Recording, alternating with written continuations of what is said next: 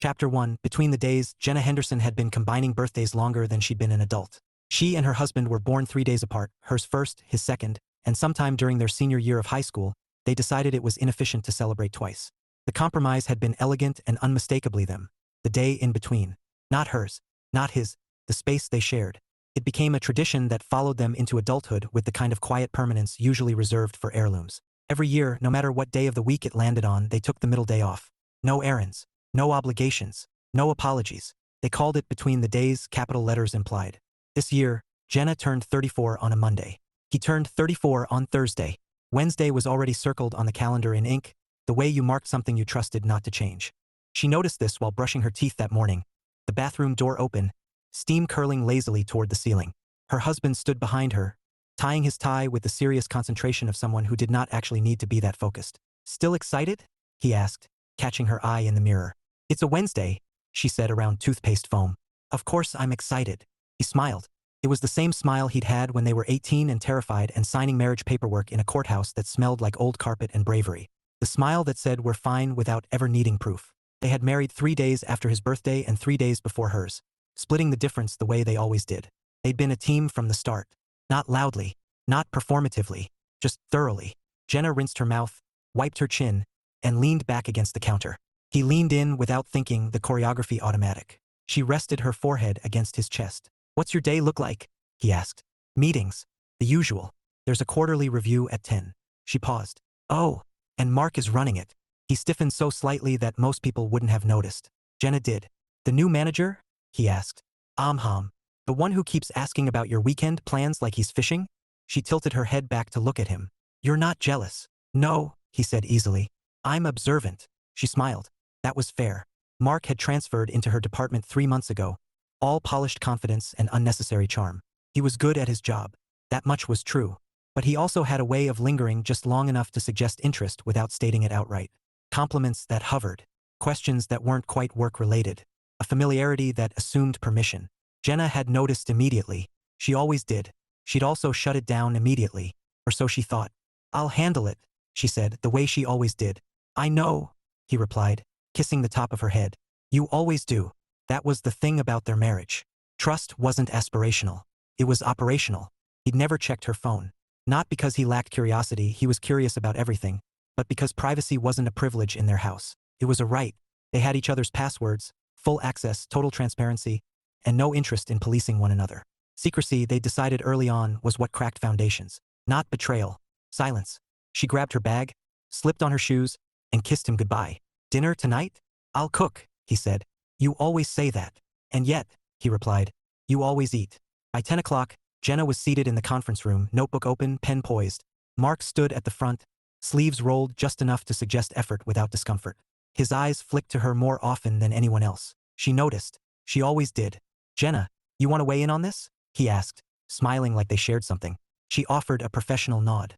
"I think the projections are solid, but we should build in more flexibility for Q4. "Exactly what I was thinking," he said, though she was fairly certain it wasn't. After the meeting, as people filtered out, Mark fell into step beside her. "You always bring good energy into a room," he said casually. She didn't slow. "I bring preparation." He laughed, undeterred. "You should let me buy you a drink sometime.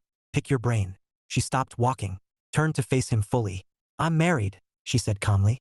"And I'm happy." His smile didn't falter. "Of course. I just meant as colleagues." "Then no," she replied. "I don't mix work and drinks." A beat passed. "Fair enough," he said lightly. "Offer stands if you change your mind." She didn't respond. She didn't need to. That evening, she told her husband everything the way she always did. Over dinner, forks clinking, nothing dramatic. "He asked again," she said. "And?" he asked. "I said no." He nodded, thought for a moment, then said, "Next time he asks, say yes." She stared at him. "Yes?" she repeated. "Yes," he said, smiling.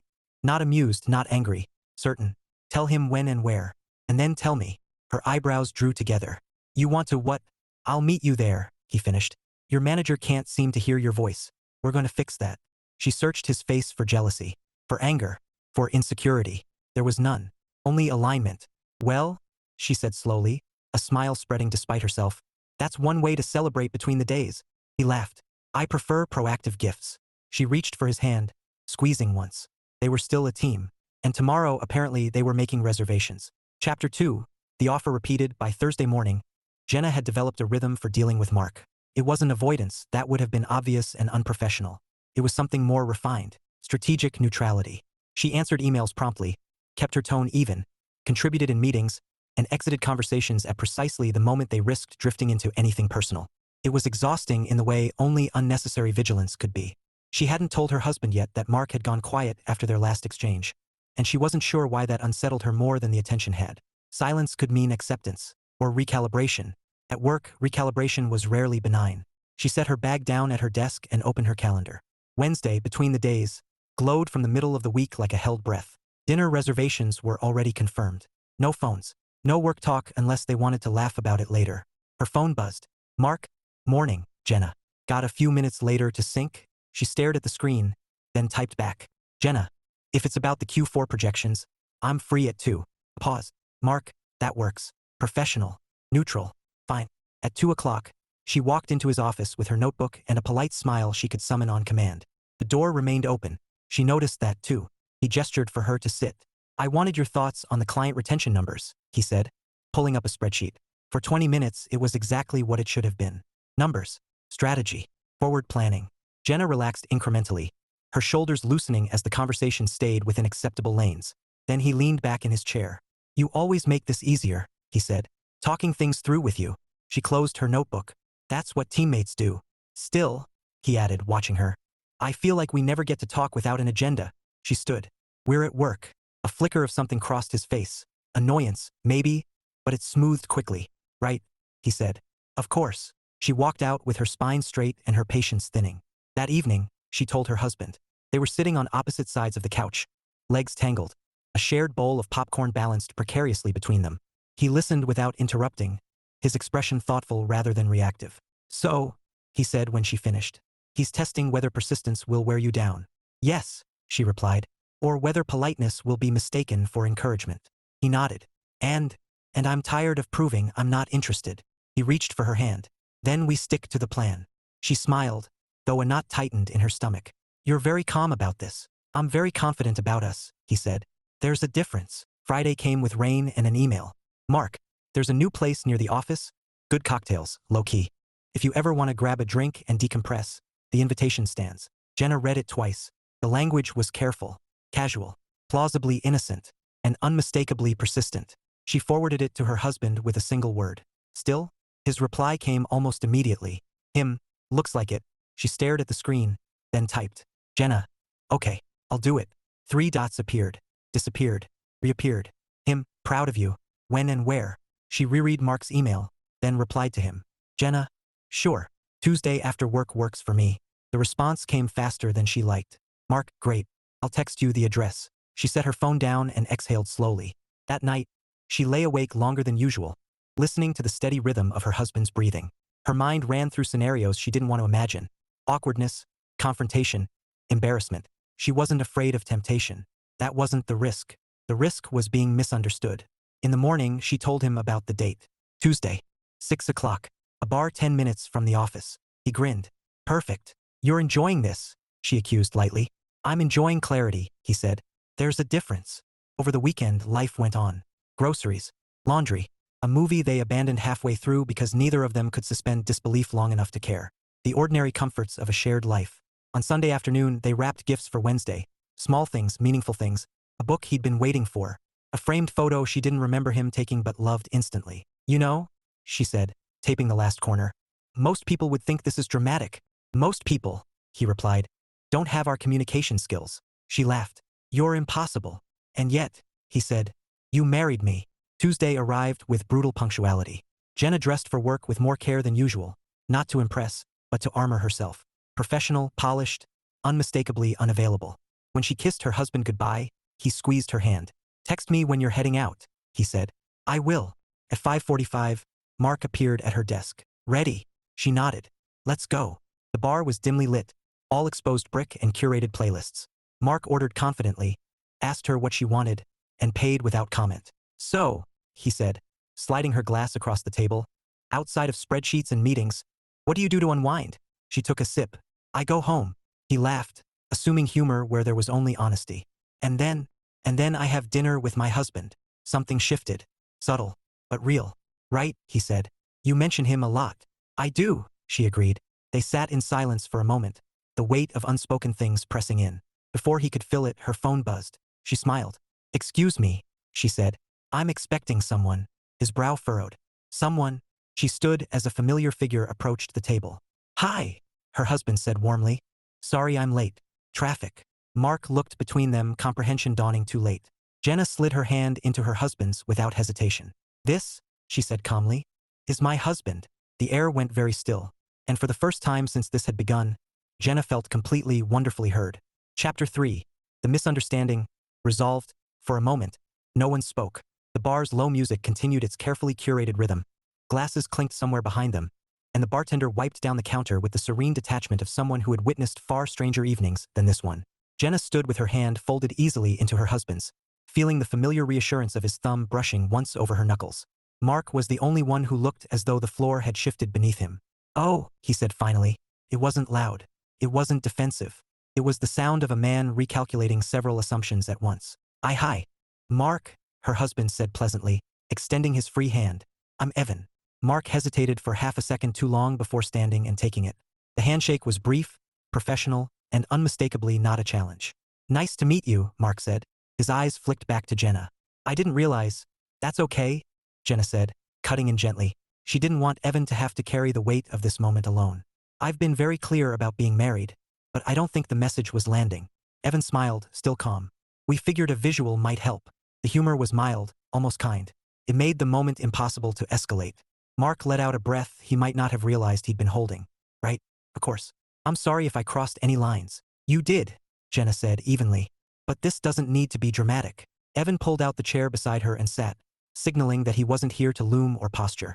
He picked up the menu, glanced at it, then set it down again. So, he said conversationally, this place has great reviews. You've got good taste. Mark blinked. Thanks. Jenna watched the tension drain from Mark's shoulders in increments. He'd probably been bracing for anger, maybe even a scene.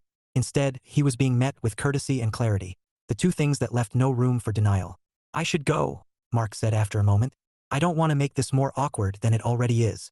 It doesn't have to be awkward at all, Evan replied. We can finish our drinks and call it an early night.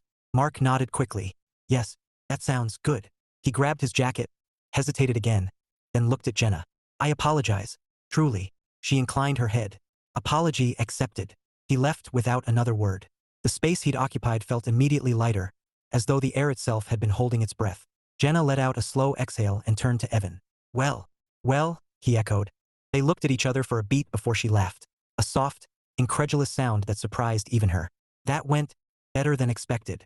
I find, he said, reaching for her glass and sliding it closer to her, that calm is deeply unsettling to people who expect chaos.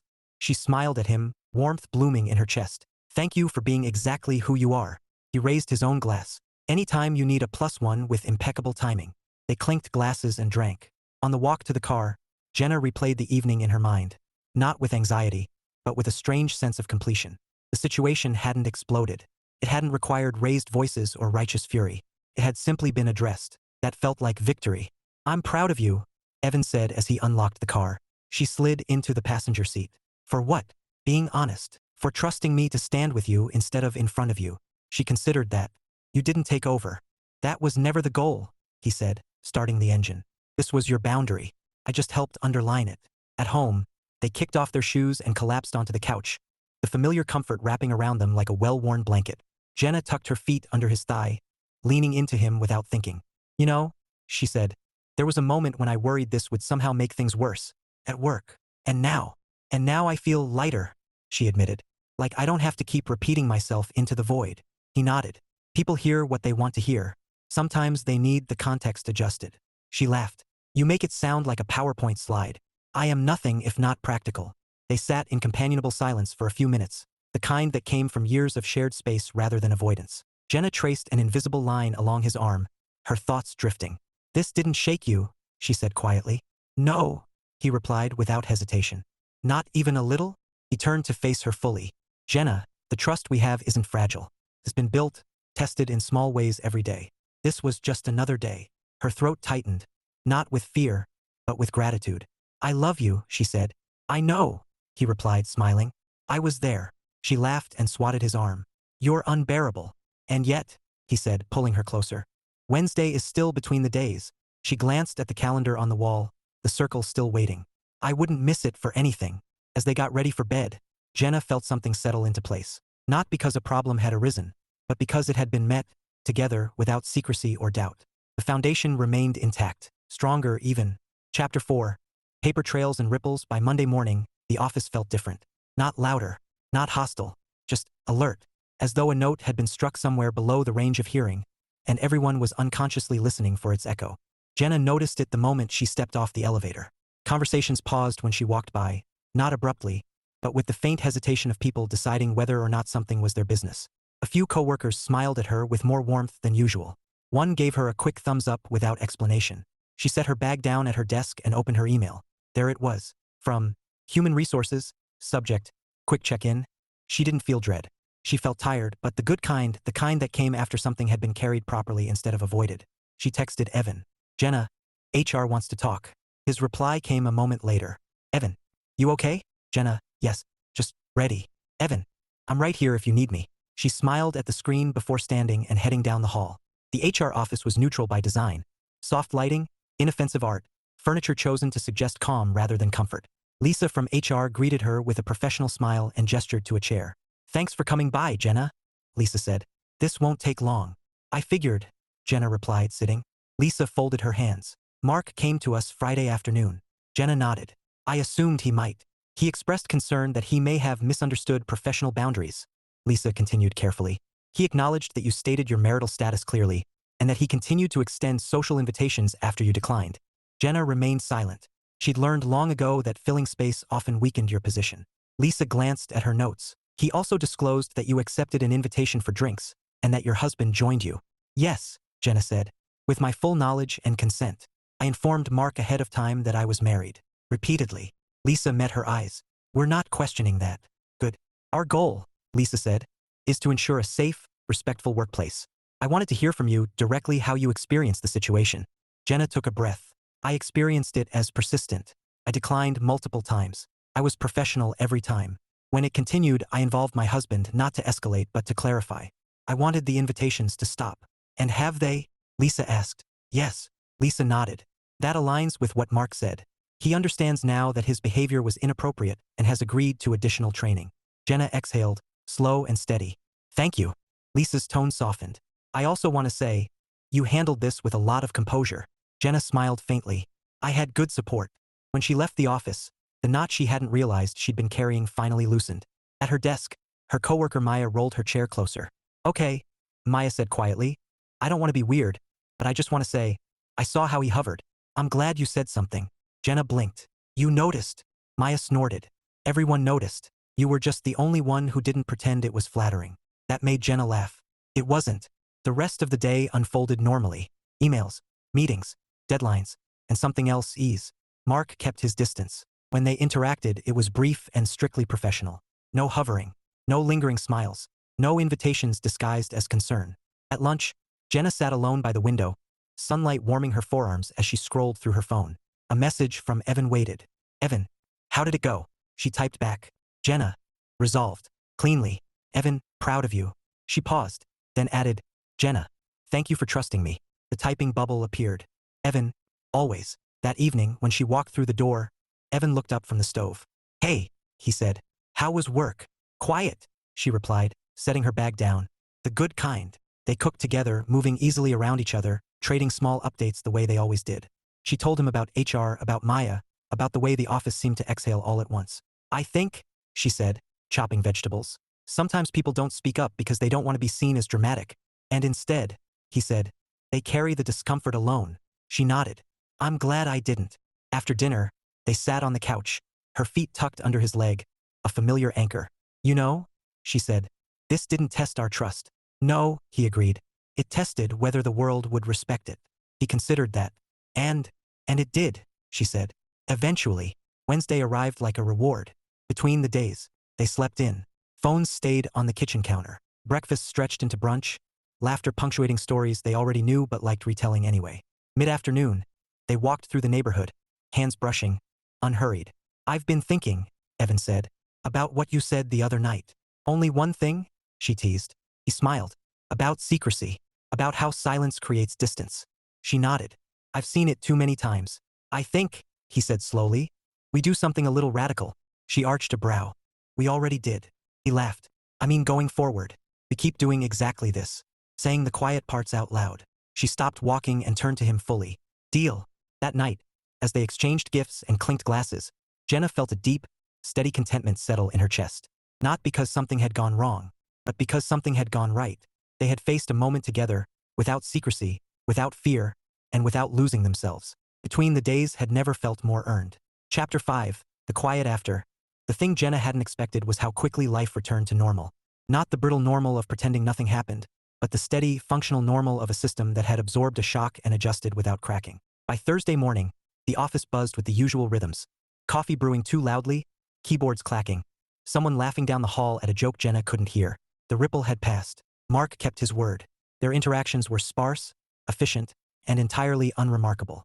If anything, he overcorrected, emails stripped of warmth, conversations conducted at arm's length. Jenna didn't take it personally. Distance, in this case, was respect learning its shape. What surprised her more was everyone else. Maya stopped by her desk with a sticky note and a conspiratorial smile. HR's rolling out a refresher on workplace boundaries next month, she said. Unofficially, you started a movement. Jenna blinked. I did not. Maya shrugged. Sometimes all it takes is one person not laughing it off. That lodged somewhere deep in Jenna's chest. At lunch, 2 junior employees joined her. Women she'd worked alongside for years without ever really talking to. They chatted about projects, weekend plans, and then, gently, one of them said, I liked how you handled that. Handled what?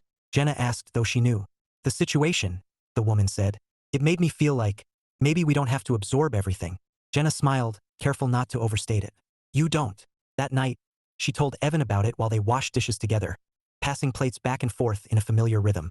I didn't mean to make a point, she said. You didn't, he replied. You lived one. She smiled at that. Later, curled together on the couch, Jenna found herself reflecting. Not on Mark, but on the version of herself she'd been before this. Capable, confident, yes, but quietly accommodating in ways she hadn't questioned. I think, she said slowly, I've always believed that if I just explained myself clearly enough, people would listen. And now I think some people only listen when the explanation stops being private. Evan hummed in agreement. That's not a failure on your part. I know, she said, but it's a shift. Friday afternoon, Jenna received an email from HR confirming the training schedule. She forwarded it to Evan with a single emoji, an eye roll softened by a smile. He replied with a celebratory gif and a message. Dinner's on me tonight. They went out to a small neighborhood place, the kind with handwritten menus and a waiter who remembered their names. Over pasta and wine, Jenna felt something loosen in her shoulders. You seem lighter, Evan observed. I am, she admitted. I didn't realize how much mental energy it took to manage someone else's expectations. He raised his glass. To reclaimed bandwidth. They clinked. Over the weekend, they did nothing remarkable. Grocery shopping, yard work, a long walk that turned into an impromptu stop for ice cream. Ordinary things that felt newly appreciated. On Sunday morning, Jenna sat at the kitchen table with her coffee, scrolling through photos on her phone. She paused on one Evan had taken years ago, her laughing mid-sentence, hair wild, eyes bright. She didn't remember the moment, but she remembered the feeling. Seen, safe, unedited. You know, she said when he wandered in. There was never a moment during all of this where I felt alone. He leaned against the counter. Good. No, she corrected. More than good. Intentional. He smiled. That was the point. Monday came again, unremarkable and welcome. Jenna moved through her day with ease, contributing without self-consciousness, speaking without preemptive softening. She noticed the difference in herself the way you notice better posture after a long stretch, not dramatic, just aligned. Mid-afternoon, she received a calendar invite for a meeting Mark was organizing. She accepted without hesitation. When the meeting came, it was smooth, productive, and entirely uneventful. Afterward, Mark lingered just long enough to say, "Thank you for your input today." "Of course," Jenna replied. That was it. No subtext, no wait. When she got home that evening, Evan was already there, sleeves rolled up, music playing softly. She dropped her bag and wrapped her arms around him from behind. "Good day?" he asked. "Very," she said, quietly victorious. He laughed. "Those are my favorite kind." As the week wound down, Jenna found herself thinking less about what had happened and more about what it had reinforced. Their marriage wasn't strong because it was untested. It was strong because it didn't require silence to stay intact. They talked. They aligned. They acted together. Friday night, as they prepared for bed, Jenna caught her reflection in the mirror. relaxed, grounded, unmistakably herself. She turned to Evan. You know what the best part was? He raised an eyebrow. There were several good parts. That I never had to choose between being polite and being honest. He nodded. You chose yourself. And us, she added. He crossed the room and kissed her, slow and sure. Always both. As they settled into sleep, Jenna felt the quiet satisfaction of something resolved. Not with drama, but with care. The foundation hadn't just held. It had deepened. Chapter 6. Choosing the ordinary. The shift wasn't loud. That was the first thing Jenna noticed as the weeks passed. There was no grand sense of after, no dramatic line between before and now. Instead, life rearranged itself subtly, like furniture nudged an inch to the left, enough to feel different without needing explanation. She moved through her days with a new ease. Not confidence, she'd always had that, but permission. Permission to take up space without cushioning it. Permission to speak plainly without apologizing for clarity. On Tuesday morning, she disagreed with a senior colleague in a meeting and didn't soften the edges of her point. On Thursday, she declined an extra project without adding a justification that made it palatable. Each moment passed without consequence. The world, it turned out, didn't collapse when she stopped translating herself. That evening, she and Evan sat at the kitchen table with takeout containers spread between them. The window cracked open to let in the early spring air. You seem settled, Evan observed, pushing his rice around thoughtfully. I feel aligned, Jenna said after a moment. Like I'm not negotiating with myself anymore. He smiled. That's a good feeling. It is, she agreed. It's also new. They ate in companionable silence for a while, the kind that felt earned rather than filled. Jenna watched him absently. His posture relaxed, his attention fully present even when he wasn't speaking. You never worried, she said suddenly. He glanced up. About me, she said. About any of it. He set his fork down. I worried about whether you were carrying more than you needed to. But not about us. No, he said simply. Because I know how you choose. That landed with unexpected weight. How I choose, she repeated. He nodded. You don't drift. You decide. Jenna felt something warm and steady unfurl in her chest. Being known that well still startled her sometimes. Not because it felt invasive, but because it felt like home. On Friday, she left work early and walked the long way home, letting the late afternoon sun warm her face. She passed couples on benches, parents with strollers, joggers lost in their own momentum. Ordinary lives, unfolding without commentary. She realized, then, that she didn't feel triumphant about what had happened. She felt grateful. Grateful that her marriage wasn't something she had to defend in private. Grateful that honesty hadn't required sacrifice. Grateful that choosing Evan again had never felt like choosing against herself. That night, they opened a bottle of wine they'd been saving without remembering why. To what are we drinking? Evan asked, raising his glass. Jenna considered. To the ordinary. He laughed. That's it. That's everything, she said. They clinked glasses. Saturday morning brought sunlight and nowhere to be. Jenna lay in bed longer than usual, listening to the quiet sounds of the house waking up. Evan stirred beside her, one arm heavy and familiar across her waist. Pancakes, he murmured. She smiled into the pillow. Only if you burn the first batch. Tradition, he said. In the kitchen, flour dusted the counter, and batter splattered the stove in the way it always did when Evan insisted on multitasking. Jenna leaned against the counter, sipping coffee, watching him move with the unself-conscious ease of someone entirely himself at home. You know, she said, if someone had told me when we were 18 that this is what marriage would look like, burnt pancakes and problem-solving over coffee, I wouldn't have believed them. Too boring? He asked. Too good, she corrected. After breakfast, they sat on the back steps, plates balanced on their knees, the morning stretching out in front of them. I think, Jenna said slowly, there's a misconception that trust is something you prove once. Evan nodded. Like a test you pass. Exactly, she said. But it's not. It's something you practice. He glanced at her. Daily. Yes, she said. In small, unglamorous ways. They spent the afternoon doing chores together, music playing softly in the background. At one point, Jenna found herself laughing at nothing in particular, overcome with the sheer comfort of it all. Later, folded into the couch with a book she wasn't reading, she watched Evan flip through channels, eventually landing on something forgettable. Do you ever think about how easily this could have gone differently? She asked. He muted the TV. You mean the situation at work? Yes, he considered. Only in the abstract. I do sometimes, she admitted. Not because I regret anything, just because I realize how many people don't have what we have. And what is it that we have? He asked gently. She didn't answer right away. Choice, she said finally. We keep choosing each other. Out loud. He reached for her hand, lacing their fingers together. That's not accidental. Sunday evening, as the weekend drew to a close, Jenna prepped for the week ahead with a sense of calm anticipation rather than dread. She laid out clothes, packed her bag, moved through the motions with an ease that surprised her. When she climbed into bed, Evan turned toward her, his expression thoughtful. "You know what I liked most about all of this?" he said. She raised an eyebrow. "I'm afraid to ask." "That you didn't ask me to rescue you," he said. "You asked me to stand with you." Her throat tightened. "I never needed rescuing." "I know," he said. "That's why it mattered." She rolled closer, resting her head against his shoulder. The steady rhythm of his breathing anchored her. "I think," she murmured, "this is what people mean when they say marriage is work." He chuckled softly. "If this is work, I'll take overtime." As sleep edged closer, Jenna reflected. Not on Mark, not on the office, not even on the confrontation itself, but on the quiet accumulation of moments that had brought them here. No secrets, no assumptions, no silence masquerading as peace, just two people aligned, choosing the ordinary. Again. Chapter 7, What Other People See. Jenna didn't notice the looks at first. They were subtle, lingering glances at dinner tables, pauses that stretched half a second longer than necessary, smiles that held a question without asking it. It wasn't until the third friend made a comment that she realized something had shifted. Not in her life, but in how others were observing it. They were at Rachel and Tom's house for a Saturday night dinner. The kind of gathering that came with mismatched chairs and an unspoken agreement that everyone would help clean up.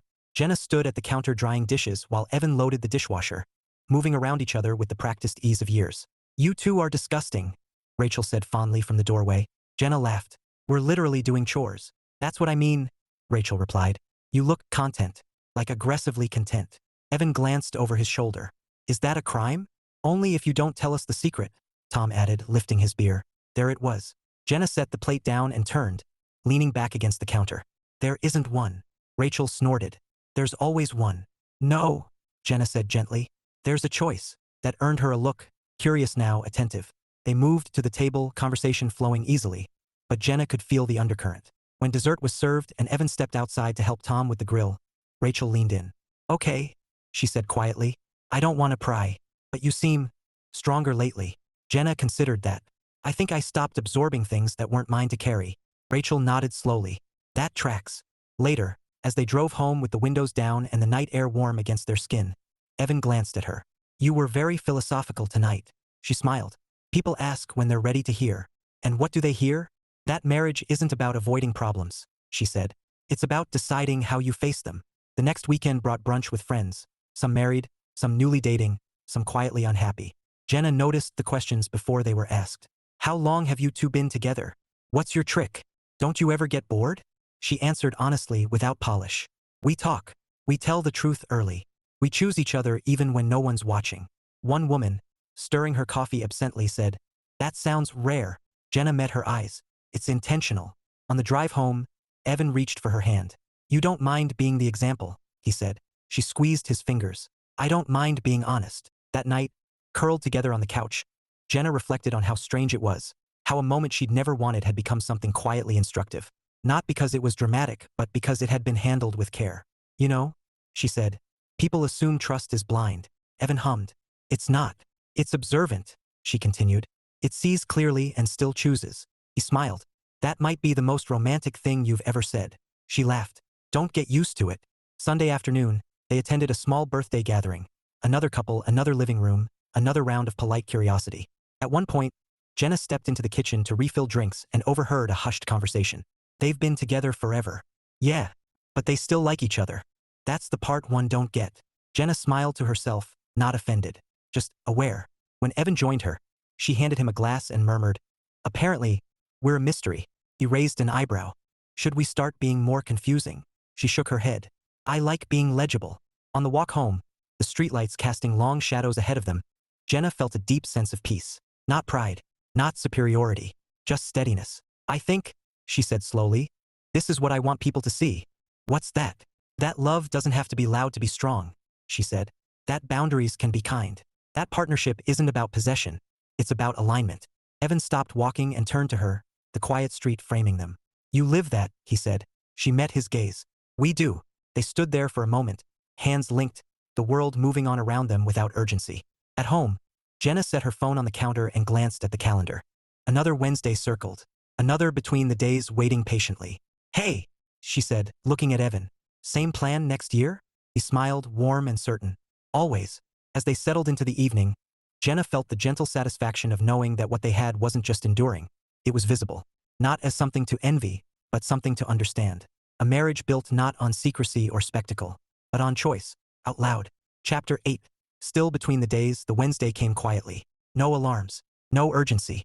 Just light slipping through the blinds and the soft sound of Evan moving around the kitchen. The clink of a mug against the counter. Jenna lay still for a moment, eyes closed, taking inventory of the morning the way she always did on between the days. Nothing pressing. Nothing unresolved. Good.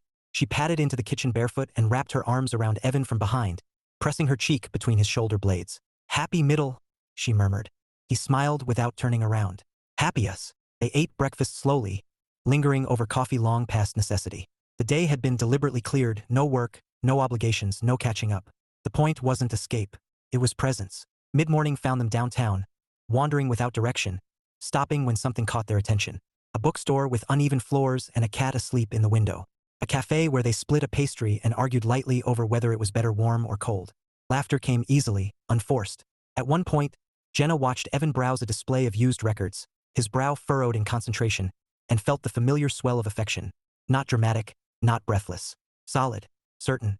You know, she said, if we'd done this 20 years ago, we would have called it a date. He glanced up. What do we call it now? Life, she said. They walked until their legs grew tired, then sat on a park bench, shoulders touching. A couple nearby argued softly about directions. A child chased pigeons with unwavering optimism. The world carried on. I've been thinking, Evan said after a while. She smiled. Dangerous. About how this year feels different. Jenna nodded. Me too. Not because something almost went wrong, he clarified, but because something went very right.